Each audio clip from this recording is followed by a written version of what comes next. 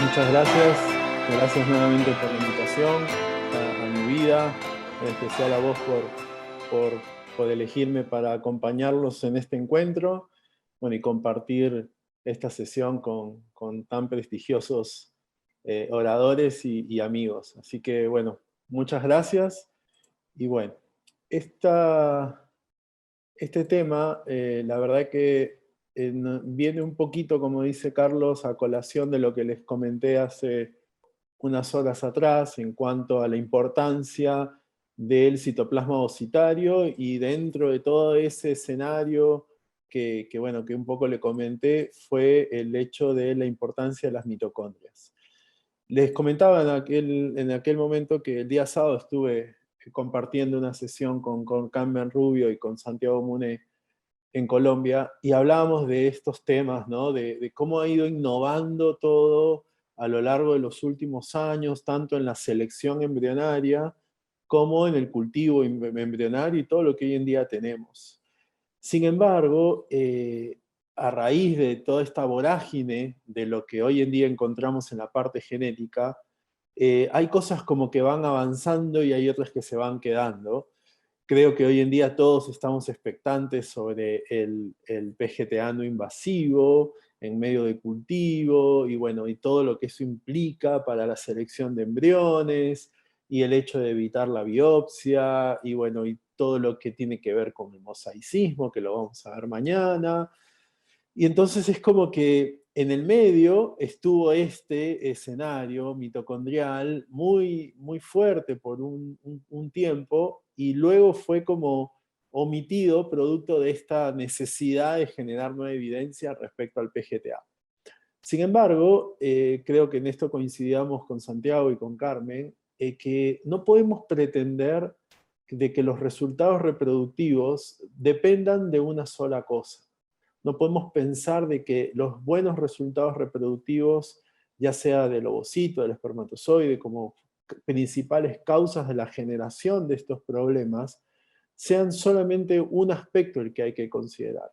Yo creo que hoy en día tenemos que integrar muchos aspectos, y creo que ahí es donde tenemos que apuntar, ¿no?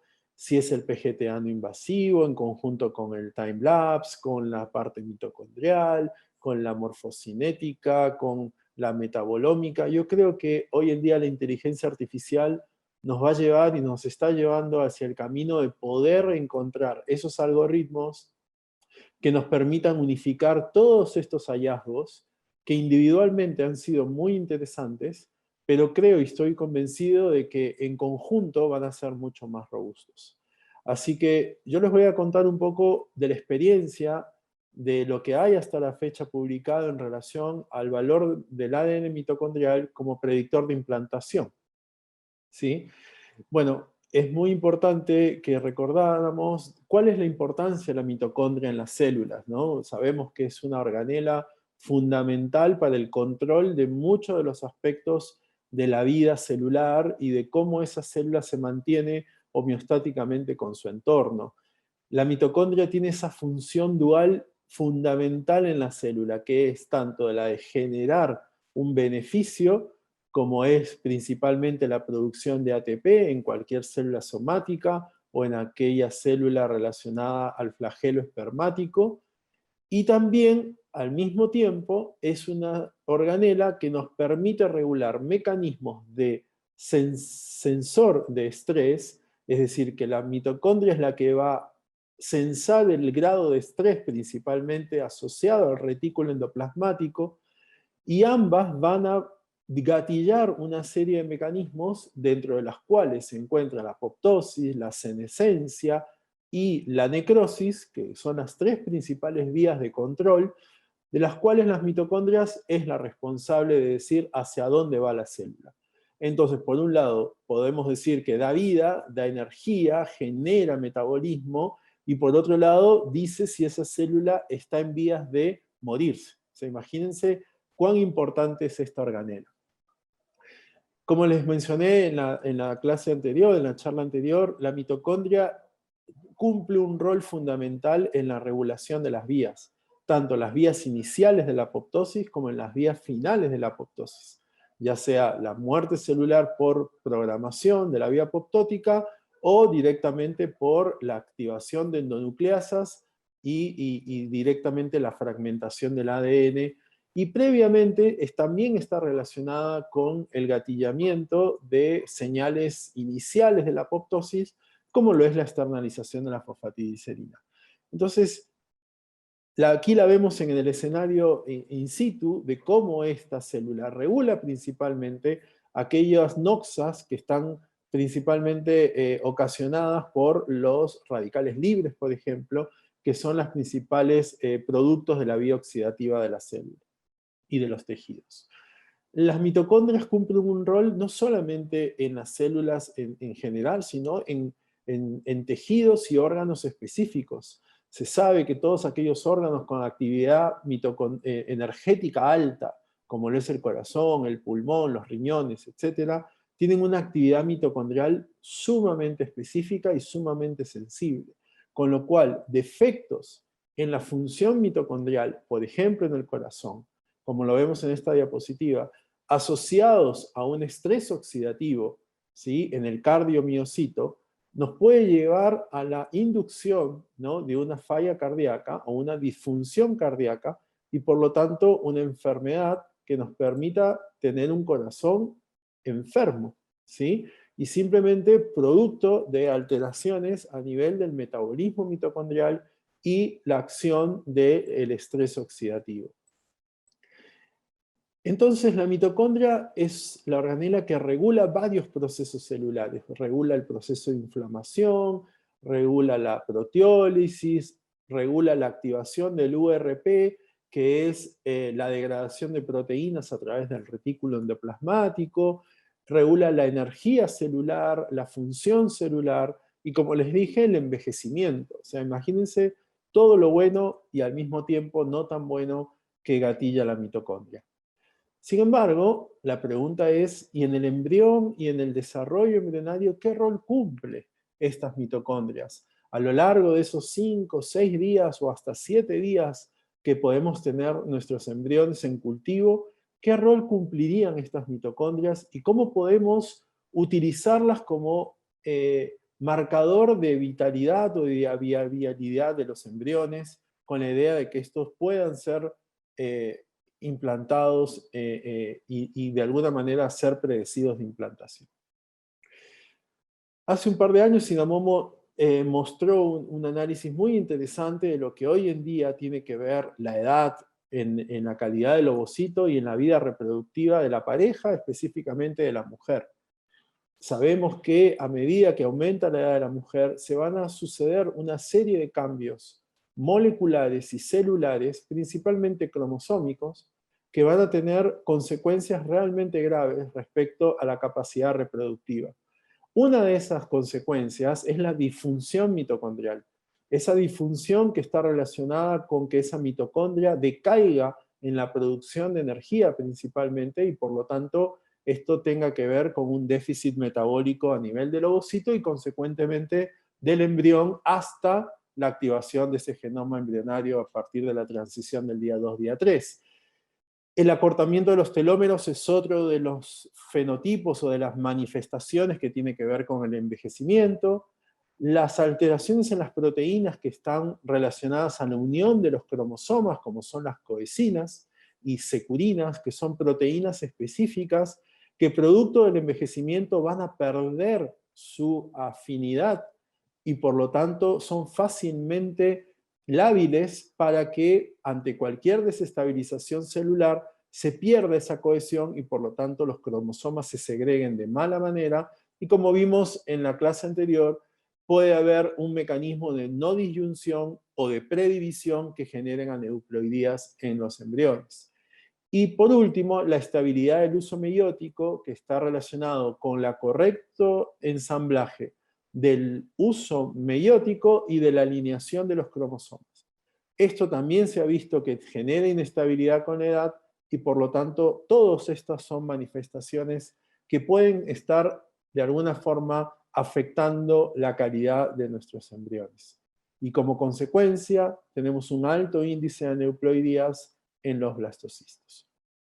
¿Esto qué genera? genera una disminución de la fertilidad, un incremento de la tasa de aborto y un aumento de chances de tener un recién nacido vivo con aneuploidías.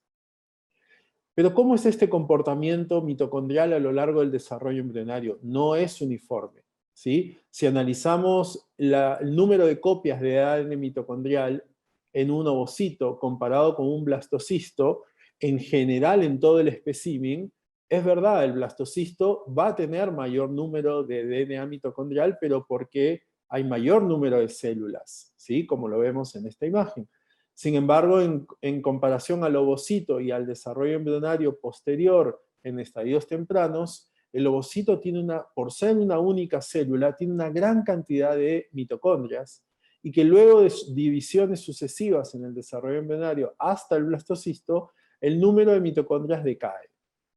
Ahora, si hablamos del número de mitocondrias por célula, obviamente el ovocito es la célula con mayor cantidad de mitocondrias en el cuerpo humano, ¿sí? Tiene una muy alta cantidad de mitocondrias que a medida que desarrolla hacia el estadio de blastocisto, el número de mitocondrias cae a 4.000 o a 3.000 copias por célula. Sin embargo, que haya menos copias en una determinada célula, en un determinado estadio de desarrollo, no tiene que ver con la actividad de las mismas. Por ejemplo, cuando hablamos de actividad mitocondrial, hablamos de ovocito y hablamos de blastocisto, definitivamente vemos que hay una alta actividad mitocondrial en un blastocisto y moderada en comparación a un ovocito, en los cuales ya esa célula acarrea la actividad mitocondrial propiamente dicha de esa célula. Sin embargo, a raíz de la síntesis y de la alta biosíntesis de nuevas proteínas en estos estadios, se necesita una alta cantidad de energía y por lo tanto las mitocondrias en estos estadios cumplen roles muy importantes. Y dentro del blastocisto, si comparamos el macizo celular interno y el trofoectodermo, es el trofoectodermo quien tiene a su vez mucha mayor actividad en comparación al macizo celular interno. Entonces, la idea es que entendamos primero la importancia, la ubicación, el comportamiento y por qué es necesaria esta mitocondria en nuestros embriones en cultivo.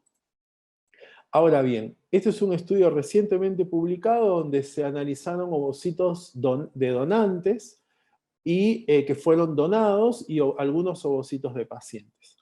Bueno, en el caso de los ovocitos de donantes que tenían entre 18 a 22 años, de 26 a 30 y de 31 a 34, se pudo observar que el número de ADN mitocondrial en cada embrión, o en cada ovocito en este caso, aumentaba con la edad.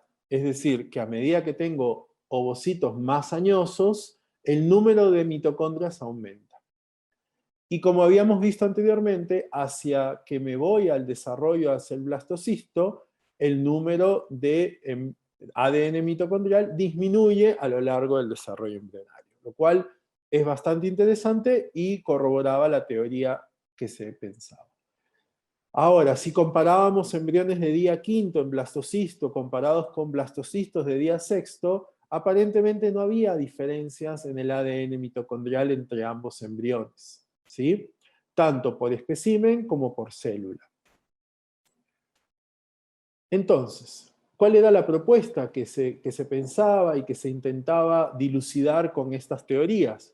Era, si es tan importante la mitocondria, todo lo que hemos mencionado, si yo tengo un blastocisto y sabiendo que el trofoectodermo de alguna manera representa a nivel mitocondrial vamos a decir así, un grupo celular importante, si yo tomo mitocondrias de ese grupo celular y las comparo entre dos embriones cuyas biopsias pueden ser cuantificadas para aneuploidías y al mismo tiempo cuantificadas para ADN mitocondrial, si esto aumentaba el poder predictivo de implantación de estos embriones. Obviamente analizando embriones euploides, donde en ambos casos tengo la condición euploide y necesito algo más que no sea la morfología, que me diga objetivamente si puedo elegirlo a través del número de copias de ADN mitocondrial. Y es así que surgieron los primeros trabajos, principalmente dos grupos, el grupo de UK, con Dan Wells y Fraguli, donde en el 2015 evidenciaron los primeros hallazgos en un trabajo retrospectivo que fue analizado por array de SGH para aneuploidías, y se cuantificó el ADN mitocondrial por RT-PCR y por NGS en 161 parejas analizadas. ¿Qué es lo que vieron? Que efectivamente que los blastocistos de mujeres más grandes tenían mayores niveles de ADN mitocondrial que blastocistos de mujeres jóvenes.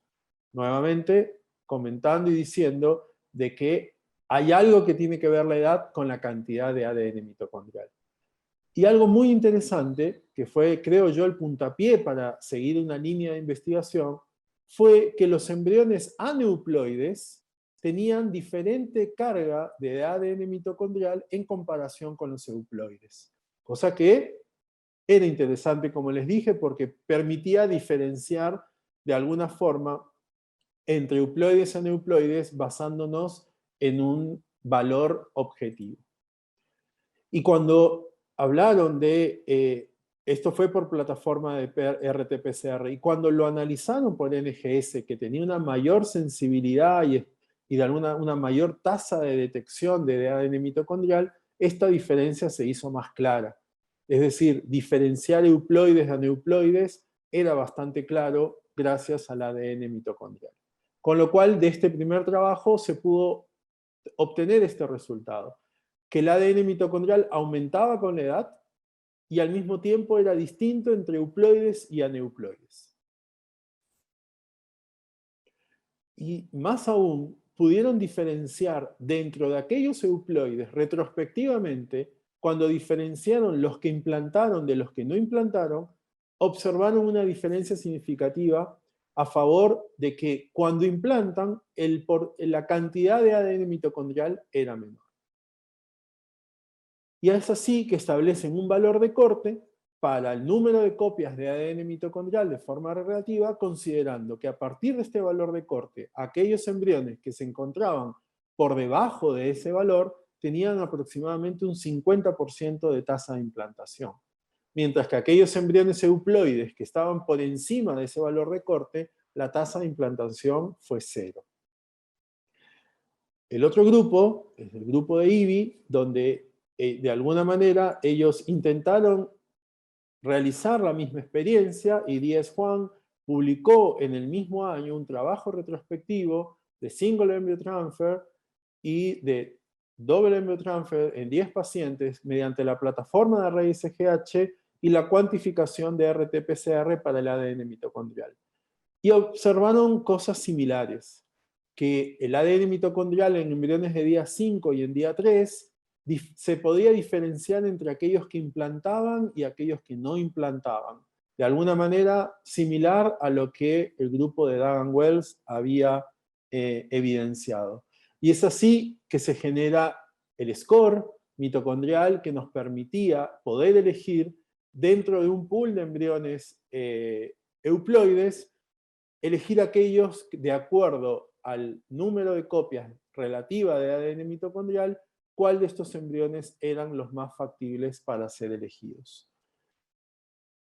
Entonces, ellos proponen el siguiente concepto, que un embrión con una reserva energética normal tendría en todo caso un desarrollo euploide a blastocisto de manera normal, considerando el número de copias.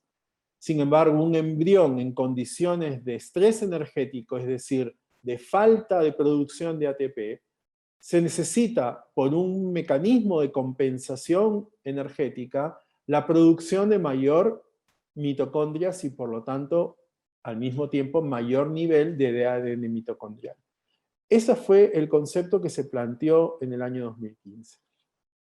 Hace algunos años atrás yo pude observar, sin buscar este objetivo, yo estaba buscando otra cosa, pero me pareció interesante porque en ese momento, cuando hacía la tesis doctoral, observaba citoplasmas de ovocitos que eran comparando el envejecimiento celular.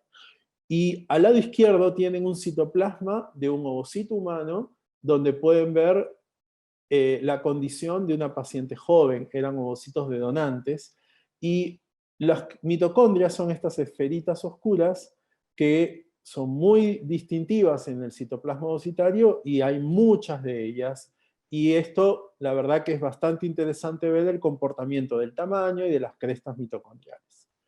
Sin embargo, cuando uno ve un ovocito de una mujer, vamos a decir añosa, más de 40 años, puede observar este tipo de situaciones, donde lo primero que observé fue una mayor cantidad de mitocondrias en un mismo espacio del citoplasma ovocitario, y al mismo tiempo, no sé si lo logran ver, tiene una electronegatividad mucho mayor que en este caso. Esto me habla indirectamente de la actividad mitocondrial que tiene esta célula. Con lo cual pudimos ver esta diferencia, ¿no? Hay más mitocondrias y teóricamente con mayor probabilidad de generar ATP.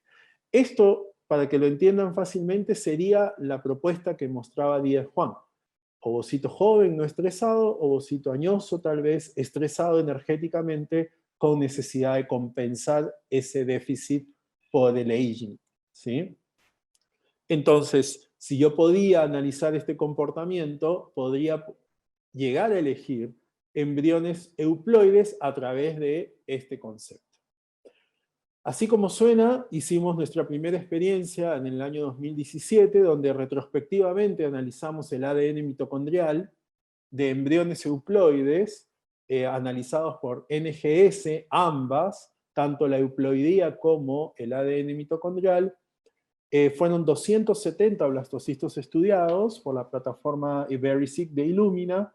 Incluimos en ese momento 84 parejas, en promedio de 35 años, y por la plataforma de VeriSeq de Illumina, como les dije. Esta plataforma es bastante robusta para ambas metodologías, como ustedes saben, mediante este algoritmo de preparación de bibliotecas, de secuenciación y de análisis, nos va a permitir tener perfiles de este tipo, donde claramente podemos diferenciar entre embriones euploides y aneuploides, y al mismo tiempo me va a dar un resultado de cuantificación. Como resultado tuvimos un 60% de embriones aneuploides y un 40% de embriones euploides, que fueron 31 transferencias de embriones únicos, ¿sí? A diferencia de los otros trabajos, en ese momento en SEGIR no se transferían, y ni ahora tampoco, más de un embrión euploide. ¿Y qué fue lo que obtuvimos? Interesantemente, la gráfica, la ven, es bastante similar a lo que obtuvo Díez Juan y lo que obtuvo Fraguli, donde pudimos ver que había una diferencia entre embriones aneuploides y embriones euploides, lo cual nos alentó mucho a seguir esta línea de investigación. Asimismo, pudimos comparar el ADN mitocondrial de aquellos que implantaron y los que no implantaron, encontrando también una ventaja a favor de aquellos que implantaron con menor cantidad de ADN mitocondrial. Pero nuevamente, todos estos eran trabajos retrospectivos, es decir, no tomamos la iniciativa de elegir embriones mediante esta metodología para ver diferencias. Fue al revés. Una vez que teníamos el impacto, embarazo o no embarazo, o implantó o no implantó, si esto tenía diferencias o no. Ustedes saben que eso generan resultados a veces diferentes. Y este año, el mismo grupo de trabajo que siguió adelante con esta investigación presentó sus resultados en AESRE, y Micaela mostró más de 1.300 embriones analizados, ya no 280, sino muchos más.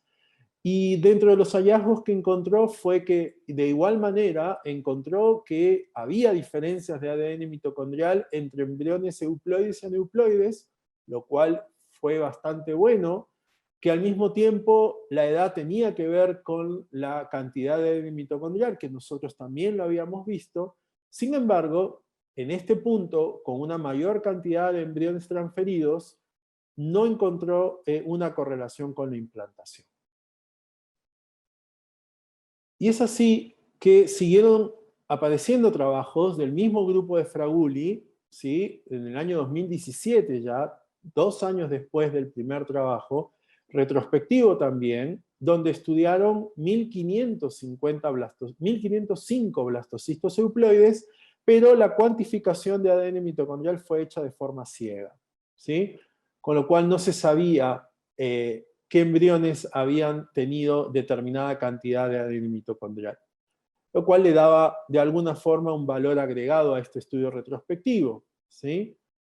En ese sentido, vieron lo mismo, mayor cantidad de ADN mitocondrial por la edad, y cuando establecieron su valor de corte, aquellos embriones euploides por debajo de ese valor de cantidad de ADN mitocondrial, un 74% de implantación.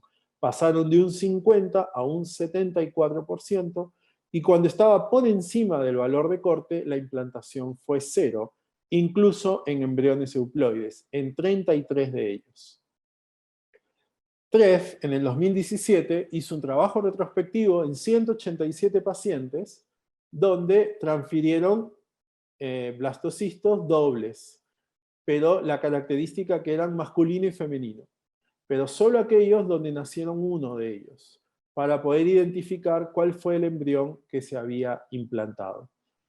De igual manera, observaron que a medida que aumentaba la edad, disminuye, en este caso, la cantidad relativa de ADN mitocondrial, estaba relacionada con la expansión del blastocisto y con la calidad del trofo ectodermo, que eran nueva evidencia de qué cosa más está relacionada al ADN mitocondrial. Sin embargo, encontró que no había diferencia entre aquellos que implantaron de aquellos que no implantaron. Y fue este el primer trabajo que manifestó que no había diferencia cuando se analizaba este parámetro. Y a partir de ahí salieron en el 2018-2019 una serie de trabajos y comentarios y opiniones si era realmente importante determinar el ADN mitocondrial como marcador de implantación o mejora en la selección de los embriones. Lo que yo hice fue hacer un análisis de los años 2019 y 2020, a partir del trabajo de Treff en adelante, si es que el ADN mitocondrial tenía relación o no, por ejemplo, con la edad materna. Habíamos visto que todos los trabajos habían dicho que sí. Bueno, 2 trabajos más en el 2019 argumentaron lo mismo, que había relación con la edad materna, y uno de ellos dijo que no. Un trabajo manifestó que había correlación con la morfología del embrión, como lo vimos en el trabajo de Treff también, y un trabajo, como es el de Ritu, manifestó que no hay asociación con la morfología. En cuanto al desarrollo de blastocisto, Scott, Klimczak y Kobayashi, mediante la técnica de time-lapse, manifestaron que hay cierta asociación con la llegada a blastocisto y la cantidad de ADN mitocondrial. Sin embargo, Lee, analizando embriones de día 3, manifiesta que no hay asociación con la calidad embrionaria en ese estadio. Y en cuanto a los euploides, un par de trabajos manifestaron nuevamente que había una correlación con la euploidía, y un solo trabajo, el de Munk, en el 2019, manifestó que no había relación con la euploidía de los embriones. Y el punto final que nos lleva a esta charla es la implantación. Si realmente a partir de los trabajos de Wells y de Díez Juan y el de Treff, había evidencia de que esto me hablaba de que podía ser útil para seleccionar embriones que implanten. Y bueno, como ven, la gran mayoría de trabajos, Reshitsky, Ritu, Lee, Victor, Elhavit y Scott, manifestaron de que no hay diferencias en aquellos embriones euploides que selecciono por ADN mitocondrial para su implantación. Un solo trabajo es un abstract del año pasado de la ESHRE, si mal no recuerdo, que manifestó que sí encontró diferencias a nivel de implantación. Entonces, como verán, hay aspectos que siguen siendo muy sólidos, que tiene que ver con la edad, que tiene que ver con la neuploidía. Sin embargo, todavía no hay evidencia fuerte que nos permita decir que puede ser una herramienta sólida y robusta para elegir un embrión euploide para transferir de forma prospectiva. Y como les decía al principio, avanzamos hacia lo no invasivo. Estamos tratando de eliminar ciertas variables, como es la biopsia, ¿no? Que como ustedes saben, en el blastocisto se ha demostrado una heterogeneidad en la distribución de las aneuploidías y del mosaicismo embrionario, y por lo tanto se piensa que la posibilidad de obtener, ya hemos visto, ADN o cell-free DNA en el medio de cultivo, también tendría que poderse usar para cuantificar ADN mitocondrial. Y de alguna manera tener información de todo lo que está ocurriendo en el embrión y no necesariamente de esa biopsia. Se han publicado a la fecha 3 trabajos. El primero es el de Zhang, donde en medio de cultivo analizaron diferencias entre euploides y aneuploides a nivel de ADN mitocondrial. Este primer trabajo publicado en Nature el año pasado nos manifiesta de que no habría diferencias entre aquellos euploides y aneuploides, y tampoco habría diferencias en aquellos que llegaron a blastular a día 5 o día 6. Con lo cual, es un primer trabajo que nos dio un escenario nuevamente incierto. Sin embargo, el año pasado también se publicó un nuevo trabajo en medio de cultivo donde se encontró diferencias significativas a nivel de ADN mitocondrial en aquellos embriones que blastularon, a diferencia de aquellos que no blastularon, lo cual contradecía el trabajo de Zhang, ¿sí? Y era muy importante también demostrar de que se podía correlacionar con la calidad de los embriones, ¿no? Con lo cual ya era un avance distinto, no solamente se relaciona con la blastulación, sino con cierto grado de calidad de los blastos. Y si ellos comentan de que si se puede hacer una conjunción de sumar la morfología del blastocisto con la cantidad de ADN mitocondrial, ellos pueden proponer mejorar la sensibilidad de un 69,5% a un 85,6%. Y esto es un poco lo que les decía, ¿no? Pensar que una sola herramienta por sí sola puede mejorar, me parece que tal vez no sea a donde hay que apuntar. Acá, por ejemplo, es el claro ejemplo de juntar morfología con un parámetro más. Imaginemos morfología por time-lapse con euploidía y al mismo tiempo ADN mitocondrial. Yo creo que esto es a lo que hay que apuntar con la idea de tener mejor sensibilidad en los resultados. Y Kobayashi este año, utilizando la tecnología de time-lapse, trató de generar evidencia de que si el ADN mitocondrial tenía algo que ver con lo que se veía en la morfocinética de los embriones. Primero, ellos manifiestan de que no habría diferencias en el ADN mitocondrial en medio de cultivo si los embriones provienen de FIP o de ICSI, lo cual es bastante bueno, porque siempre hay esa inseguridad que lo que viene de FIP nos genera mayor proporción de todo, ¿no? Sin embargo, en esto no cumple esa situación. Cuando hablamos a nivel del macizo celular interno y del grado de trofectodermo, no hay diferencias a nivel del ADN mitocondrial.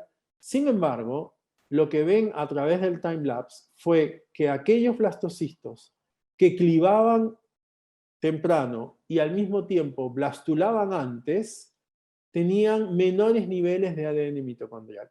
Un poco lo que se había visto como punto final, que los blastos que llegaban a blastocisto tenían menores niveles de ADN mitocondrial, con esto se pudo cuantificar objetivamente, ¿no? Y al mismo tiempo, cuando analizaron el número de colapsos que tuvo el blastocisto, también se pudo correlacionar que el número de colapsos cuando era mayor estaba asociado a menor cantidad de ADN mitocondrial. Con lo cual, estos trabajos iniciales que nos hablan de poder analizar el ADN mitocondrial en el medio de cultivo, tal vez nos den nueva evidencia, como les digo, a favor o en contra, no lo sabemos, pero nueva evidencia al fin y al cabo de poder determinar si este parámetro, más allá de todo el concepto biológico interesante que tiene, finalmente puede ser útil o no. Y como conclusiones les quiero decir que, bueno, el incremento del ADN mitocondrial se asocia en la mayoría de los trabajos con el incremento de aneuploidías y con la baja llegada a blastocisto. Eso seguro que lo sabemos y lo tenemos claro y de eso no hay controversia. Pero hay mucha controversia sobre el método de evaluación del ADN mitocondrial. Como habrán visto, QT-PCR, NGS, valores de corte, si está determinado o no por la biopsia. Por eso les decía que me parece que la posibilidad de estudiar toda la composición del blasto a través del no invasivo podría dar nuevas luces. Sin embargo, la evidencia no ha confirmado que necesariamente una menor cantidad de ADN mitocondrial se asocia a mayor tasa de implantación. Por lo menos hasta ahora la evidencia retrospectiva lo dice, pero prospectivamente no se ha podido confirmar.